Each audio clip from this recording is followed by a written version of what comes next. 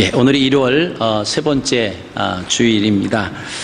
벌써 2019년도 시작을 해서 벌써 세 번째 맞는 주일입니다. 우리 2019년도는 우리가 시작하면서 복된 삶을 살아가자라고 하는 주제로 지금 계속해서 영신 예배 때부터 시작을 해서 계속 복에 대한 말씀을 나누고 있습니다. 근데 이 복이라고 하는 것은 우리가 아시는 것처럼 세상 사람들이 말하는 그런 어떤 것을 가지고 있고 누리고 있고 올라가고 있는 그런 차원의 복을 말하는 것은 아니다. 물론 이제 그것도 복입니다만은 성경에서 말씀하시는 복은 그것을 사실 뛰어넘는 거다라고 하는 것을 우리가 생각을 하시면서 같이 또 오늘도 세 번째 복 있는 사람 시리즈 3탄 함께 또 말씀을 나누시길 원합니다. 자, 한번 따라 하실까요? 복된 삶을 살아가는 2019가 되자 이렇게 외치실 거예요. 자, 한번 외치겠습니다. 복된 삶을 살아가는 2019가 되자. 네, 다시 한번요. 마음속에 새기시면서 복된 삶을 살아가는 2019가 되자. 네. 여러분들이 이렇게 하시니까 제가 그 의미를 그냥 들었을 때는 제가 이천 출신이거든요. 이천, 경기도 이천. 근데 여러분들 2019가 되자 그런 것 같아서 그래서 무엇을 생각하고 있느냐 새롭게 들립니다. 또 우리가 보여지는 이게 이제 사실 정확하지 않은 거죠. 우리가 보이는 것도 사실 우리가 볼 수 있는 게 한 30% 정도밖에 안 된대요. 그래서 어제 아침에 저희가 토요일 날 새벽 기도를 하고 아침을 먹는데 거기에 그 음식 중에 하나가 올라왔는데 이상한 게 올라왔어요. 보이는 게 이제 당근처럼 생겼어요. 그래서 그것을 이렇게 후식이라고 그래가지고 이제 딱 먹었는데 당근 맛이었어요. 근데 그걸 준비하신 분이 목사님 그게 뭔지 아세요? 그래서 뭐 당근이지 그랬더니 당근이 아니래요. 아니 당근처럼 생겼고 약간 뭐 색깔은 약간 뭐 좀 달랐지만은 그래도 당근처럼 생겼고 그리고 이렇게 먹었을 때 당근 맛이 났다. 그랬더니 그게 고구마래요. 그 색깔 있는 고구마. 그러냐고. 그리고 이제 그렇게 이야기를 듣고 이제 딱 다시 한번 먹었더니 고구마 맛이 나더라고요. 그래서 우리가 생각한다라고 하는 것이 눈으로 보여지는 것, 귀로 듣는 것 이것이 사실은 불확실한 경우가 참 많다라고 하는 것을 생각을 하게 됩니다. 자, 우리가 복된 삶을 살아가는 2019년도, 2019가 아니고 2019년도가 되기 위해서는 어떻게 되느냐. 이 복이라고 하는 것은 첫 시간에 말씀드린 것처럼 이것은 원인이 아닙니다. 결과예요. 그래서 그런 복된 삶을 살아가게 되기 위해서는 그 원인에 해당하는 그 원인의 삶을 살아야 되는데 그 원인의 삶을 살기 위해서는 어떻게 해야 되느냐라고 하는 것을 새 영신 예배 때 우리가 시편 1편 말씀을 가지고 함께 나누셨습니다. 세 가지 해서는 안 된 것과 한 가지 해야 하는 삶 그렇게 나누었습니다. 그것이 세 가지 해서는 안 될 일들이 뭐죠? 악인들의 꾀를 따르지 않는 것, 그리고 죄인들의 길에 서지 않는 것이고 오만한 자의 자리에 앉지 않는 삶. 자, 그리고 한 가지 해야 할 것은 뭐죠? 여호와의 말씀을 즐거워하고 그 말씀을 주야로 묵상하는 그런 삶이 바로 우리가 해야 할 것과 하지 말아야 할 것 이렇게 말씀을 나눴습니다. 자, 그리고 나서는 우리가 여호와의 말씀을 따라가기 위해서 쫓아가야 할 것을 나눴고 그 다음에 이제 복 있는 그런 삶에 대해서 지금 말씀을 나눕니다. 우리가 지난주에 같이 이제 나눴던 그 말씀 중에서 마태복음 5장은 이게 복장이라고 그래요. 1절부터 12절까지가 이제 구복. 우리가 팔복 그랬는데 이제 사실 구복인데 그 9가지 복이 있습니다. 그 9가지 복 중에서 세 가지는 내 자신 가운데서 적용해야 할 그 복이 있고요. 또 세 가지는 이웃과, 다른 사람과의 적용하는 그런 복이 있고요. 또 세 가지는 나와 하나님과의 관계에서 행해져야 하는 그런 관계가 있다라고 하는 것입니다. 그래서 오늘은 이제 이웃과의 관계된 세 가지를 나누실 거고요. 이제 다음 주에는 이제 하나님과의 관계에 대한 그 내용을 나누게 됩니다. 자, 우리 자신과의 관계에서 첫 번째는 심령이 가난한 자가 되어야 된다, 그 말씀을 드렸습니다. 이 심령이 가난하다라고 하는 것은 우리가 우리 속에 다른 것이 아니라 성령, 하나님의 말씀으로 채워져야 되는 것을 말씀을 드렸고요. 그 다음에 두 번째는 애통하는 사람. 애통하는 사람, 이것을 슬퍼한다라고 하는 그런 의미입니다. 그래서 외적인 상태를 말하는 것이 아니고, 내가 건강이 없어서, 가지고 있는 물질이 없어서, 어떤 소유가 좀 부족해서 그 애통하는 것이 아니라 우리의 내적인 상태, 하나님의 말씀 가운데로 살아가지 못하고 있는 그 영적인 부재함, 그것을 가지고 애통하는 자가 복이 있다라고 하는 말씀을 나눴고요. 그 다음에 세 번째가 온유한 자입니다. 이 온유다고 하는 것은 겸손이다라고 하는 의미와 같다라고 하는 것을 말씀을 드렸고요. 이제 온유는 그래서 나약하고 보잘것없고 힘없고 그런 것이 아니다라고 하는 것을 말씀드렸습니다. 강하고 힘이 있지만 그 강한 힘을 자신을 위해서 쓰는 것이 아니라 다른 사람을 위해서 사용하는 것, 그것이 온유한 자. 그래서 예수님에 대한 예를 들었고 모세에 대한 예를 들었습니다. 자, 이제 오늘은요, 그 이웃과의 관계에서 복된 사람이 어떤 삶을 살아야 되는지 오늘도 이제 세 가지로 우리가 말씀을 함께 나누겠습니다. 자, 첫 번째는요, 한번 따라 하시겠습니다. 의에 줄이고 목마른 사람입니다. 자, 이웃과의 관계에서 복된 사람은 의에 줄이고 목마른 사람. 그래서 오늘 6절 말씀 보시면요, 의에 줄이고 목마른 자는 복이 있나니 저희가 배부를 것이다, 이렇게 말씀하고 있습니다. 자, 의에 줄이고 목마름의 대상이 이미 정해져 있어요. 그죠? 줄이고 목마르다라고 하는 것이 의에 줄이고 목말라야 된다. 그 대상이 의라고 하는 것입니다.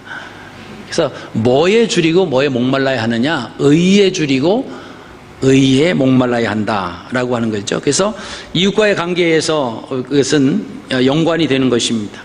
그래서 자신과의 관계에서는 심령이 가난한 자와 이렇게 통하는 그런 그 내용입니다. 자, 의라고 하는 것은 의로움이죠. 이 행동을 말합니다. 그래서 이제 줄임이다, 목마름이다, 배부름이다, 이것은 이제 비유어인데요. 자, 마태복음 5장 20절 말씀을 통해서 예수님께서 의라고 하는 말씀을 하십니다. 내가 너에게 이르노니 너희 의가 서기관과 바리새인보다 더 낫지 못하면 결코 천국에 가리라. 자, 여기 보면요, 너희의 의가 있어요. 그리고 서기관과 바리새인의 의가 있다, 이렇게 말씀하셨습니다. 자, 여기서 너희의 의라고 하는 것은 하나님을 믿는 자녀들이, 그리스도인들의 착한 행실이 삶의 실천으로 나타나는 것이 의다라고 하는. 그러면 또 서기관과 바리새인의 의라고 하는 것은 하나님을 의식하는 삶을 살기보다는 사람들을 의식하며 살았던 그들의 삶의 모습을 이야기합니다. 우리가 서기관과 바리새인들의 의, 그들의 모습은요, 그 당시에 사람들에게 상당히 부러움의, 신앙에 있어서 부러움의 대상이었습니다. 그들이 행하는 겉으로 들어지는 어떤 기도 생활과 그들의 어떤 말과 그들이 가지고 있는 어떤 그 율법적인 내용들, 뭐 이것을 다 종합해 보면 많은 사람들이, 야, 어떻게 하면 저들과 같이 하나님을 잘 섬길 수가 있을까? 주님께서는 그 말씀하시는 거예요. 서기관과 바리새인들의 의보다 너희의 의가 더 나야만 된다. 자, 그 당시에 그냥 이것을 그냥 귀로만, 그 주님 하시는 말씀으로만 이제 들은 사람들은, 아니 지금도 서기관이나 바리새인들이 행하는 그런 행동과 그런 신앙의 모습을 딱 따라갈 수도 없어서 오히려 그들을 존경하고 우러러보고 그러는데 주님께서는 너희의 의와 그들의 의보다 더 낫지 못하면 천국에 못 들어간다. 여러분, 그러니까 이거는 불가능한 거예요. 그 사람들이 이럴 때 지금 그 사람들 모습을 쫓아가지도 못하는데 그 사람들의 의보다 더 나아야 된다. 너무 힘든 거예요. 근데 주님께서 하시는 말씀의 의미가 무엇인가를 알게 되면 할 수 있다라고 하는 거예요. 그것은 뭐죠? 형식적이고 하나님을 의식하는 것이 아니라 사람들을 의식해서 눈에 보여지기 위한 것에 초점을 맞추고 있는 그 사람들의 모습이. 그래서 주님 말씀하시는 것은 하나님을 의식하는 삶을 살아야지 사람을 의식하면서 하나님을 의식하지 못하고 살아가는 그들의 의보다 너희의 의가 반드시 나야 된다라고 하는. 자, 그렇다라고 하면 가능하잖아요. 하나님을 의식하며 살아가는 사람이면 하나님을 의식하지 않고 사람을 의식하며 살아가는 그들의 의보다 훨씬 나을 수 있다라고 하는 것입니다.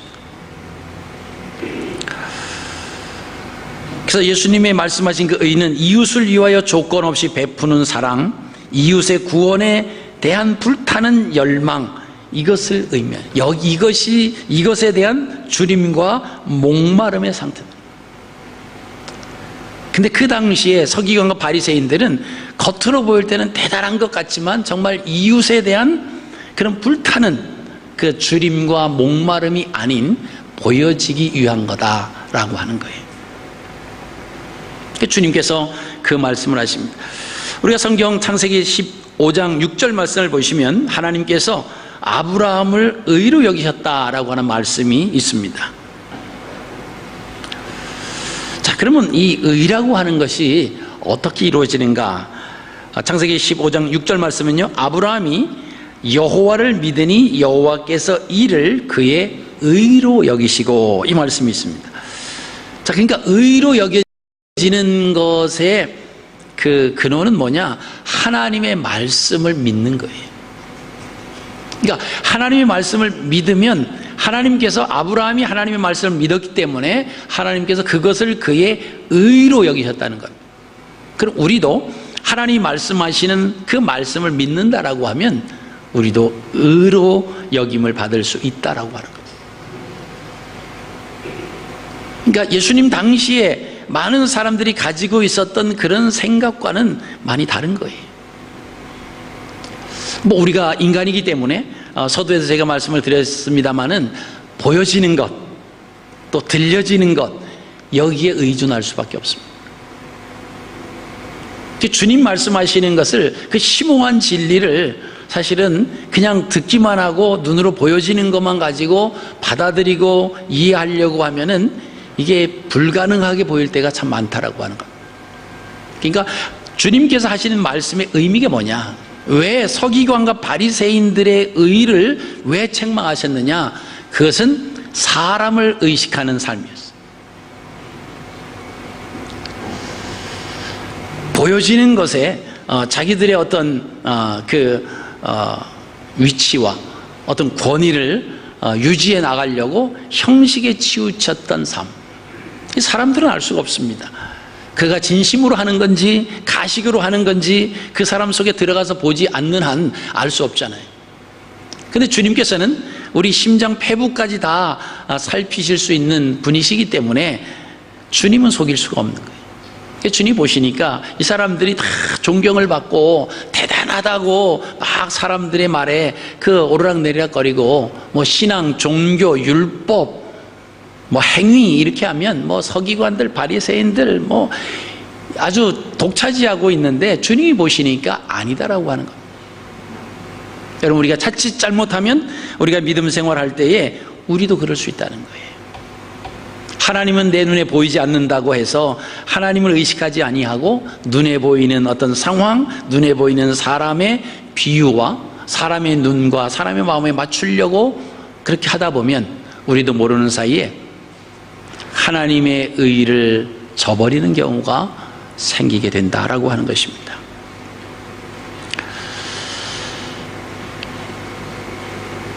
여러분, 창세기에 나오는 가인과 아벨의 삶을 우리가 한번 생각을 해보실 수가 있습니다. 요한일서 3장 12절은 이렇게 고백하고 있습니다.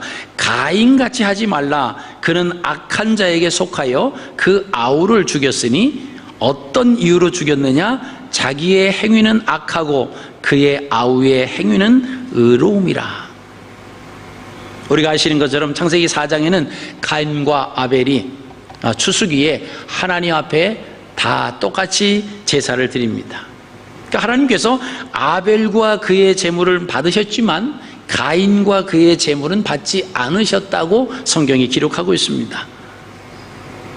그러면 왜 하나님께서 이 아벨과 그의 제물은 받으셨는데 가인과 그의 제물은 받지 않으셨을까?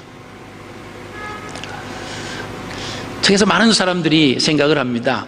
그러면 제사를 드린 그 제물에 대한 문제가 있지 않을까? 그래서 거기서 아벨을 보니까 아벨은 양을 잡아서 제물을 드렸어요. 근데 가인은 농사를 짓는 사람이라서 곡식을 가지고 하나님 앞에 제물을 드렸습니다. 사람들이 이렇게 이게 피 흘림이 없어서 하나님 앞에 제사를 드리면 피 흘림이 있어야 되는데 피 흘림이 없기 때문에 하나님께서 가인과 가인의 제물을 받지 않으신 거다. 그렇게 보는 사람도 있습니다. 근데 그것은 약간 좀 억지 춘향일 수 있어요. 완전히 틀리다 그런 것은 아니지만, 그러나 그것은 좀 약간, 그러면 가인 같은 경우는 자기가 하나님께서 농사를 짓게 해주셔서 거기에 대한 감사로 추수를 해서 그것을 감사 제물로 드렸는데 그것을 하나님이 너는 곡식을 드렸기 때문에 안 받았다, 이러면 좀 그렇다라고 하는 거예요. 그래서 우리가 본문에 충실을 하면서 새로운 해석들을 발견을 또 해냅니다. 그 본문 말씀을 보면 제가 여러 번 말씀을 드렸는데 하나님께서 아벨과 그의 제물은 받으셨지만 가인과 그의 제물은 받지 않으셨다. 자, 여기에서 사실 성경에는 그 단어의 상당히 중요함을 나타내십니다. 그리고 단어가 어디에 쓰였느냐라고 하는 것도 소중해요. 그러니까 보면 하나님 앞에 제사를 드렸습니다. 그럼 제물이 우선이다라고 하면 하나님께서 제물에 대해서 말씀을 하셨을 텐데 하나님은 먼저 사람 이름과 함께 그 제사를 받지 않으셨다, 이 말씀하세요. 그래서 아벨과 그 제물, 가인과 그 제물, 이렇게 나옵니다. 그러니까 하나님 앞에 드리는 마음이 온전한 마음으로 하나님 앞에 제사를 드렸느냐, 이것이 중요하다라고 하는 거예요. 어떤 제물을 가져왔든지 그것은 그렇게 큰 문제가 아니에요. 여러분, 이것을 오늘날 우리가 우리 시대로 끌어잡아 당겨서 적용을 한다라고 하면 어떻게 할 수 있을까요? 우리가 주일날 나와서 예배를 드립니다. 어떤 마음을 가지고, 그죠? 어떤 재물을 가지고, 어떤 헌금을 가지고 나오셨는지 다 다르죠. 나는 그래도 이만큼 헌금을 많이 가져왔으니까 하나님께서 나는 내가 드리는 예배를 받아주실 거다. 나는 어떻게 하다 보니까 예물이 없어. 일주일 내내 놀아가지고 예물이 없어서 예물을 못 가져왔어. 이 사람은 예물을 하나님이 안 가져왔으니까, 예물을 하나님이 안 가져왔으니까 예배를 안 받아주실 거다. 그러지 않는다는 거예요. 우리가 어떤 마음을 가지고 왔는, 이게 더 중요해요. 주일 또 됐네, 또 가서 예배를 드리고 와야 또 한 주간을 액땜하는 식으로 주일을 빠지고 나면 뭔가 좀 찝찝하대요. 그래가지고 한 주간 동안 뭔가 큰일이 일어날 것 같아 조마조마하고 지나다가 그 다음 주에 얼른 와서 예배 드리고 나면 이제 모든 것이 이제 풀이. 근데 참 이것은 좀 이상한 신앙이에요. 그죠? 우리가 어떤 마음을 가지고, 그죠, 하나님 앞에 나오냐, 이 마음이 중요하다라고 하는 거예요. 우리가 이 주님 전에 나온 것은 하나님을 높여드리기 위한 거예요.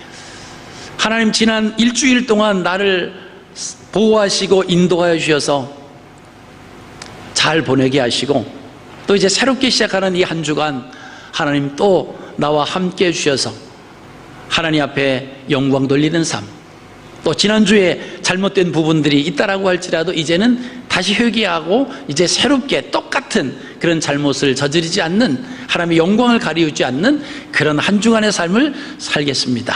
그러면서 주님을 높여드리기 위한 그 마음이 우선이다라고 하는 거예요. 그러니까 하나님 그 마음을 보시는 거예요. 그래서 아벨과 그 제물은 연락하셨지만 가인과 그 제물은 하나님이 받지 않으셨다라고 하는 것입니다. 자, 두 번째는요, 한번 따라 하십니다. 국률이 여기는 사람입니다. 네, 국률이 여긴다라고 하는 거죠. 자, 국률이 여기는 자는 복이 있나니 저희가 국률이 여김을 받을 것이며. 자, 이것도 역시 이웃과 관계된 자의 복입니다. 자, 이웃을 국률이 여기는 사람은 이웃의 아픔과 고통을 내 아픔과 내 고통으로 여기는 사람이에요. 여러분, 이웃의 잘 되는 것과 이웃이 잘 안 될 때 우리의 마음은 어땠습니까? 나 외에 다른 사람이 잘 되면은 배가 아팠어요. 축하해주기보다는 좀 마음이, 나는 왜 그러지? 그래요.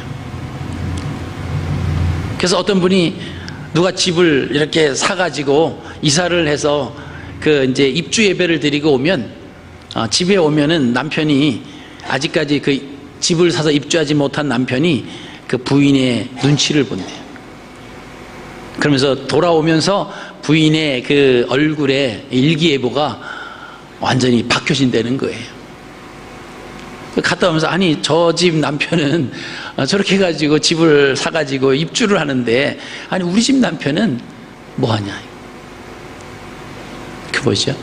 그게 진정으로 가서 축하해 준 게 아니에요. 또 옆집이 좀 뭔가 일을 하다 좀 잘못됐어요. 그럼 어떤 마음이 드시나요? 아주 편안한 마음. 안 됐다. 막 그 애통하고 막 그런 국률이 여기고 막 그런 마음보다는 그게 뭐죠? 그냥 우리의 표준적인 마음이에요. 표준적인 마음. 여러분, 동물과 사람의 차이점이 뭐가 있을까요? 동물과 사람의 차이점이 있다라고 하는 것은요, 생각하는 거예요. 그죠?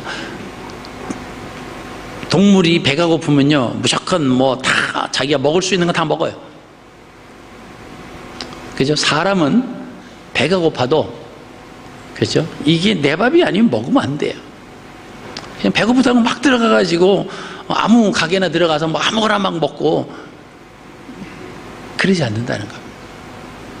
그게 이제 다른 거예요. 생각을 하느냐, 생각을 하지 못하느냐. 자, 그러면 그리스도인들과 비그리스도인들, 세상 사람들과 다른 점은 뭘까요? 사람들은 누가 잘 되면 배 아파하고 누가 못 되면 고소하게 생각하고 그러는 마음을, 그런 마음이 달라야 돼요. 정말 잘 되면 정말 축하해주고, 그래서 좀 안 되면 막 국률이 여기는 그런 마음이 사실 이게 다른 겁니다.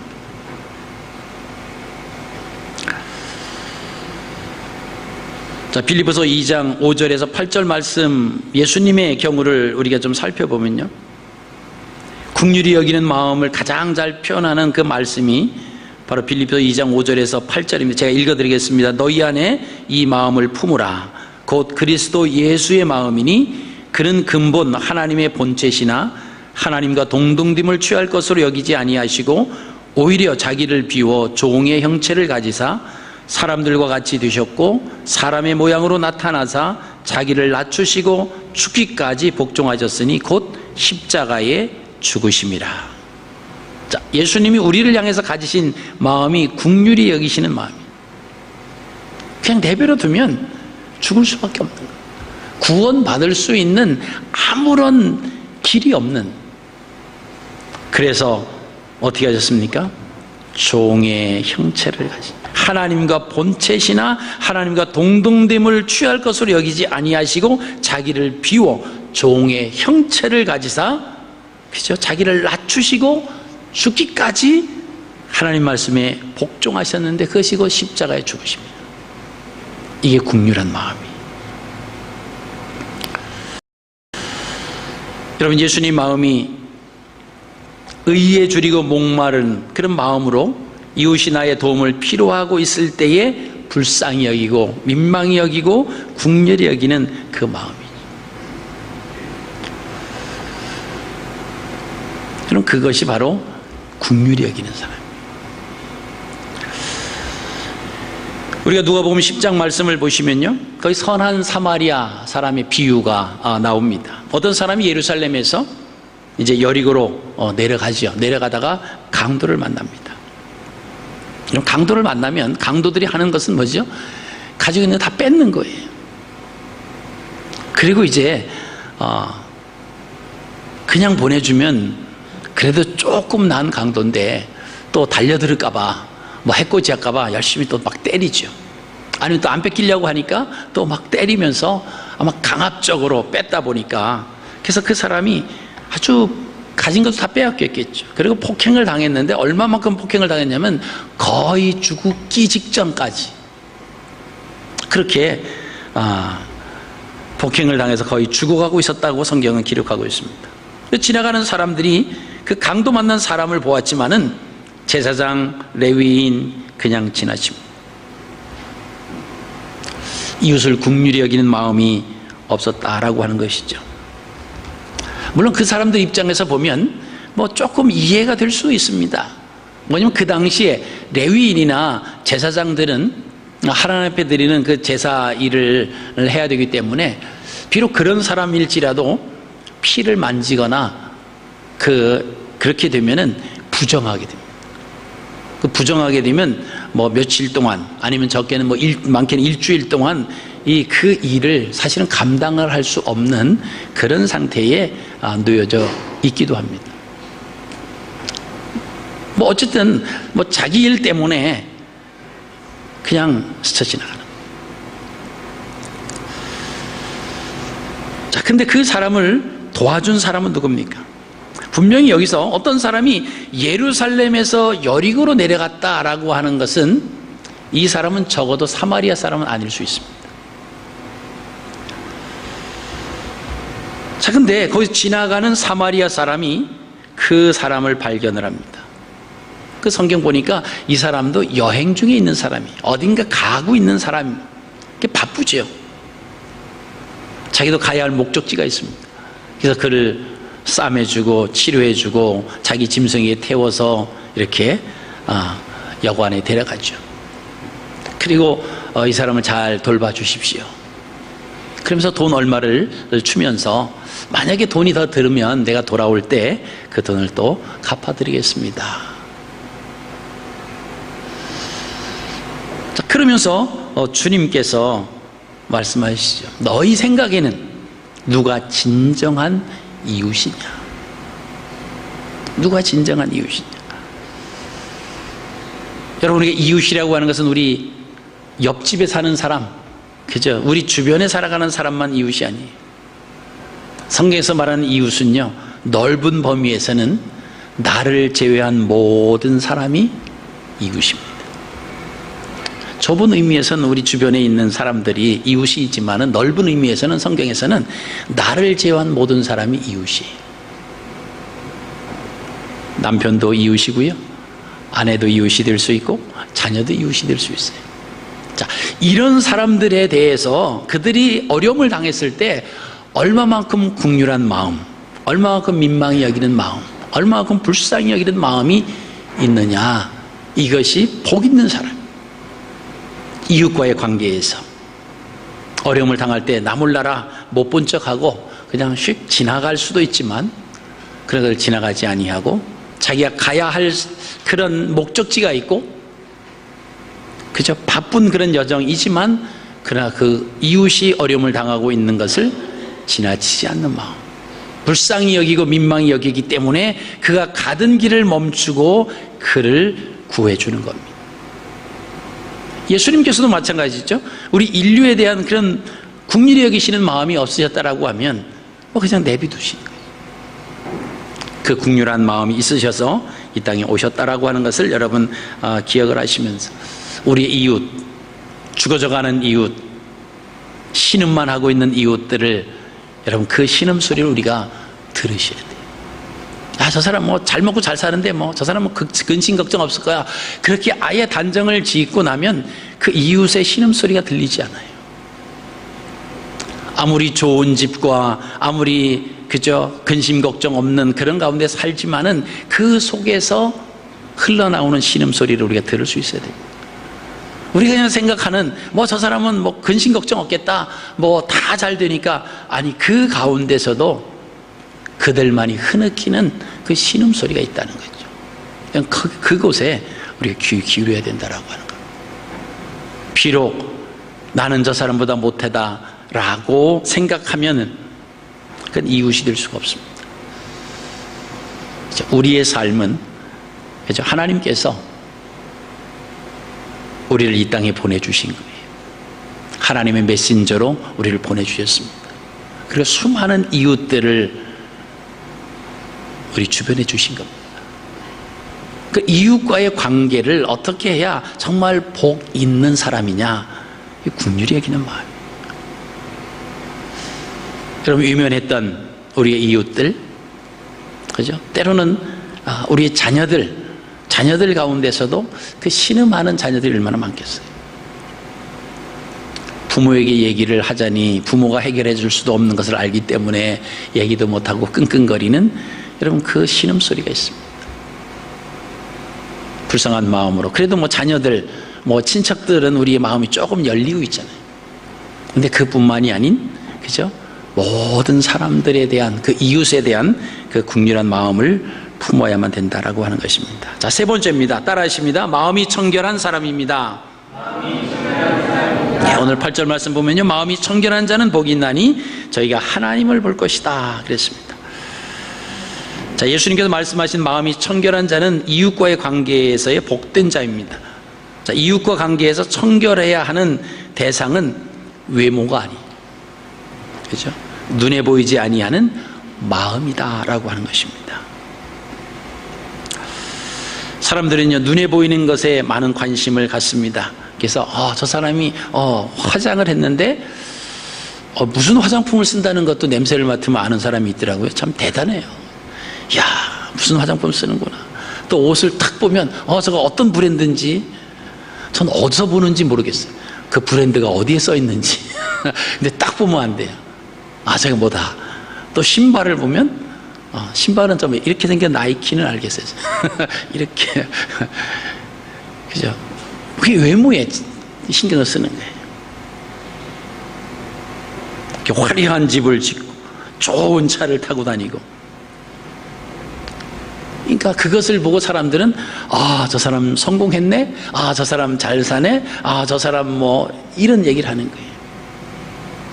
근데 주님 말씀하시는 것은요, 내가 이 정도 돼야 사람들이 나를 보고 이렇게 하겠지, 겉에 보여지는 거예요. 근데 주님 뭐라고 말씀하십니까? 마음이 청결해야 된다. 우리 이웃과의 관계에서는 마음이 청결해야 된다. 복된 삶을 살아가기 위해서는 눈에 보이는 것도 중요합니다. 그러나 더 중요한 것이 있다라고 하면 마음이에요. 우리가 신앙생활할 때 보이는 것보다 보이지 않는 것에 대한 그런 경우가 훨씬 더 많습니다. 오늘 찬양 부를 때도 우리가 보이지 않는 그 하나님, 그죠? 보이는 것에 우리가 뭐 하는 것보다도 보이지 않지만 그러나 그 말씀 속에 하나님의 일하심 속에, 사실 우리가 따져보면 하나님의 일하심이 보여지지 않는 게 아니에요. 사실 현상 속으로 다 나타나죠. 하나님의 어떤 형체, 그게 안 보인다라고 하는 것이지, 원래 하나님은 어떤 모습으로도 인간에게 보여주시지 않았습니다. 어떤 모습으로도. 그래서 구약에서는요, 하나님이 나타나실 때 보면 구름으로, 번개로 뭐 이렇게 나타나시죠. 뭐 바람 소리 같은 거로 이렇게 나타나셨지, 어떤 형상을 해서 나타나지 않으십니다. 근데 우리는 자꾸만 그 형상을 보고 싶어 해요. 하나님 좀 보여주십시오. 하나님 보여주시지 않는데, 그죠? 자꾸만 안 보여지니까 자꾸 보여지는 어떤 형상을 만듭니다. 그리고 그 형상을 의존하죠. 그리고 막 거기 섬기니까 우상이 되는 거예요. 여러분, 우리 마음 사실 보여지지 않습니다.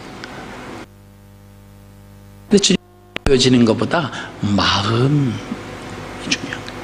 그러니까 주님께서 오셔서 그 바리새인들을 책망하시는 이유 중에 하나가 뭐냐 하면 그들의 마음이 회칠한 무덤과 같다, 이 말씀을 하십니다. 그 마음 속에는 시체가 있는, 그 무덤 속에는 썩어져가는 시체가 있는데 겉에는 하얗게 회를 칠해서 깨끗한 것처럼 보여지지만은 그 속에는 썩어져가는 시신이 있는 겁니다.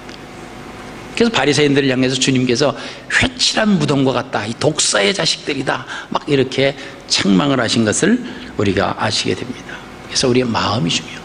내 마음이. 이렇게 해서 우리의 마음이 얼마나 중요합니까? 잠언 기자는 그렇게 말합니다. 무릇 지킬 만한 가운데 너의 마음을 지켜라, 이에서 생명의 근원이 남이니라, 이 말씀하십니다. 우리 마음이 중요해요. 그래서 마음이 깨끗해야 된다라고 하는 것입니다. 여러분, 우리가 경쟁 사회에서 이웃이 진심으로 잘 되기를 바라는 마음을 가진다는 것은 결코 쉬운 일은 아닙니다. 왜냐하면 이웃이 잘 되면 내가 손해본다, 이렇게 생각하거든. 그런 마음이 들면 내 마음이 깨끗하지 못하구나, 이렇게 생각을 하십니다. 여러분, 깨끗하지 못하면 어떻게 해야 돼요? 어쩔 수 없지 뭐가 아니라 깨끗하게 만들면 돼요. 그래서 우리가 집에 이렇게 가보면 더러운 곳이 있잖아요. 뭐 그냥 놔두면은 뭐 낙엽도 들어오고 막 그냥 그 먼지도 쌓이고 그러잖아요. 그래서 깨끗이 만들려면 어떻게 하면 됩니까? 청소하면 돼요. 그래서 우리 마음이 이게 좀 깨끗한 마음이 아니다라고 하는 것을 우리가 안다라고 하면 깨끗한 마음으로, 그렇죠? 성령님의 도우심을 받아서 우리가 깨끗하게 만듭니다.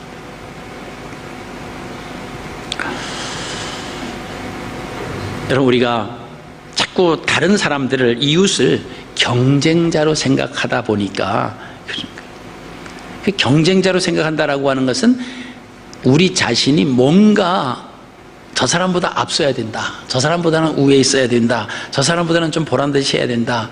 여러분, 이 마음이 사실은 이게 불신앙에서 오는 거예요. 하나님께서 우리를 어떤 모습으로 주시든지 하나님 은혜 가운데 감사하며 살아가면 그런 마음이 없어요. 근데 내가 이렇게 해서 내가 더 잘 나가야 되고 내가 저 사람보다는 앞서야 되고 그런 마음을 가지면 사실 이게 불신앙에서 오는 거예요. 그러니까 우리의 마음이 깨끗하지 못하다라고 하는 것은 불신앙에서 출발한다라고 하는 것을 여러분 기억하시기를 바랍니다. 그렇죠? 우리 이웃이 더 잘 되기를 여러분 이렇게 박수를 보낼 수 있는 그런 마음이 되게 해달라고 여러분 기도하시고 또 노력하시기 바랍니다. 나보다 그래 그 사람들이 더 잘 사는 게 참 감사하다. 여러분 이런 마음이 있으면요 우리가 늘 다른 사람들을 축복하고 그러면 살 수 있습니다. 자, 우리의 모든 삶의 주권자가 하나님이십니다. 이것을 우리가 인정하면 그런 마음이 열려질 수 있어요. 근데 내가 살아가는 이 모든 것의 그 키를 우리 남편이 쥐고 있다 이렇게 생각하면요 이 돈도 잘 못 벌어오고 이런 마음이 들으니까 미워지는 거예요.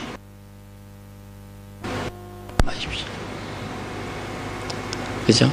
하나님의 주권 속에 우리가 살아가고 있습니다. 우리를 높은 곳에 올리시든 아니면은 더 낮은 곳에 머물게 하시든 그것이 우리의 능력보다는 하나님께서 우리의 해야 할 사명이 그 가운데 있는 거예요. 이곳에 올려주셨는데 거기서 해야 할 사명이 있는데 그거 행하지 아니하고 그냥 잊어먹고 있다. 그럼 거기 머무를 이유가 없죠. 머무를 이유가 없습니다. 그럼 거기서 내려올 수밖에 없어요. 자, 이 낮은 자리, 그저 사람들이 볼 때 천한 자리 있는데 하나님이 그곳에 머물게 하신 것은 그곳에 해야 할 사명이 있는 거예요. 그것을 완수하면 더 이상 거기 있을 이유가 없어요. 우리가 우리의 삶에 안고 일어서며 가고 멈춰서는 모든 것들이 하나님의 주권 속에 있습니다라고 하는 그 확신을 우리가 가지고 있다라고 하면요 우리가 어떤 모습이든 그게 부끄러운 게 아니에요. 방 하나 단칸방에 살아도요, 그것 때문에 창피하고 우리 집 주소도 안 알려주고 막 그럴 필요가 없습니다. 떳떳하십시오. 하나님이 주신 내 삶의 지금의 여기서 머무르러 있는 것이 하나님이 주신 저의 삶의 현 주소입니다. 어떻게 바뀔지, 어떻게 바꿔주실지 그건 아무도 모릅니다. 우리의 임의대로 뭐 조금씩은 옮겨갈 수 있을지는 몰라도 그게 우리의 힘으로는 한계가 있다라고 하는 거예요. 그럼 거기에 우리가 자꾸 기울이다 보면 하나님 다 잊어버려요. 이웃들 국률이 여기고 그렇게 생각할 겨를이 없습니다. 그거 유지하다 보니까. 그렇다고 성공할까요? 성공이 안 돼요.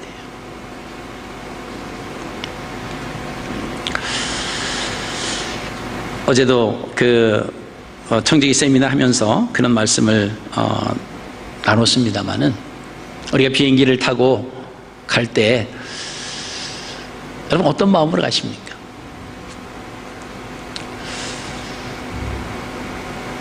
저는요, 전에도 말씀드렸지만은 사입이라고 그러셔도 괜찮아요.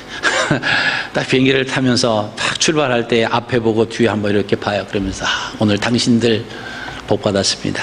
저 때문에 안전하게 서울까지 갈 겁니다. 제가 그래요. 왜? 제가 탔으니까 하나님이 추락시키지 않으실 거다라고 하는 그 믿음을 갖고, 당신들 내가 탔으니까 앞에 있는 사람들은 뒤통수다 대고 뒤에 있는 사람들이 이렇게 보고, 제가 소리를 내서 하지는 않습니다만은 그렇게 하고 이렇게 비행기가 뜨거울 때 탁 내려다 보면서, 야, 참 올라가면서 참 별거 아니네 세상이, 그러면서 비행을 합니다. 그럼 비행하는 기간 동안 때로는 막 흔들리고 그럴 때도 있어요. 스튜어디스들이 음식을 배식하다가 다 하지 못하고 다시 원위치 했다 하는 그런 경우도 있었습니다. 그래도 그렇게 부담스럽지 않았어요. 두렵지 않았어요. 이 비행기는 잘 갈 거다.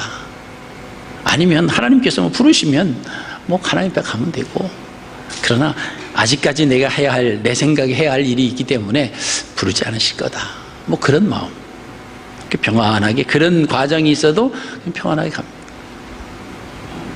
그런데 비행기의 사고도 요새 많이 일어나고 여러 가지 조금만 이렇게 아주 속도가 빠르기 때문에 작은 물체 하나 부딪혀도 비행기에 결함이 생기고, 또 비행기 사고를 나면 살아남는 사람들이 거의 없잖아요.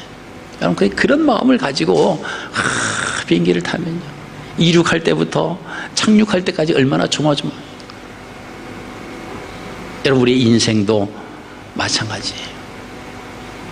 하나님께서 하나님의 자녀로 불러주셨으니 하나님 말씀 안에 살려고 내가 그 울타리 안에 있다라고 하면 하나님 나의 모든 삶을 인도해 주실 것이다.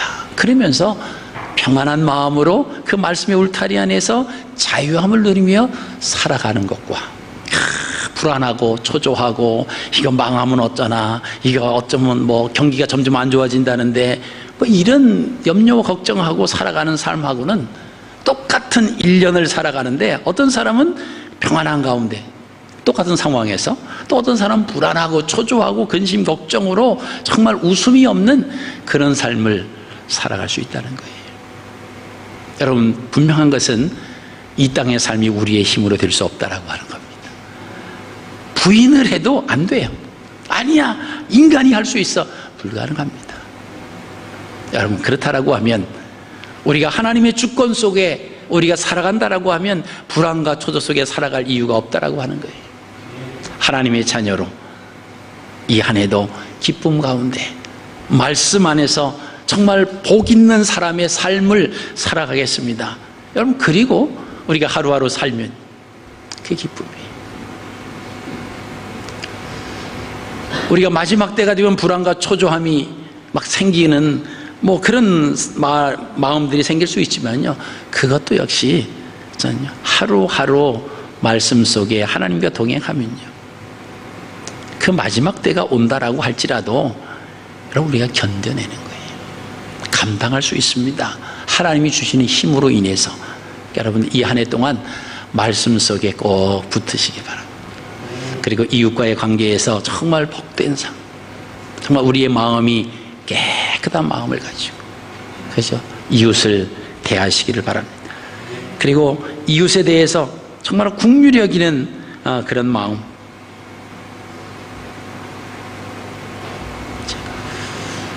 이웃이 힘들고 어려울 때 나 몰라라 하지 마시고, 난 저 사람이 도와줄 게 없어, 나도 힘들어, 그러지 마시고요. 우리가 꼭 도와주고 뭐 하면 돈을 연관시키는데 돈만이 도와주는 게 아닙니다. 얼마든지 마음으로 힘들어하고 어려워하는 사람 가서 한번 손 한번 잡아주고 힘내, 기도할게, 이런 그 마디가 많은 돈을 도와주는 것보다 훨씬 효과가 있다라고 하는 겁니다. 그래서 나는 도와줄 게 없다 그렇게 외면하지 마시고요. 우리 이웃의 신음소리를 여러분 들으시면서 정말 이웃과의 관계에서 복 있는 그런 삶을 살아가시는 또 한 주간의 삶이 되시기를 주님의 이름으로 축복합니다. 자비로우신 아버지,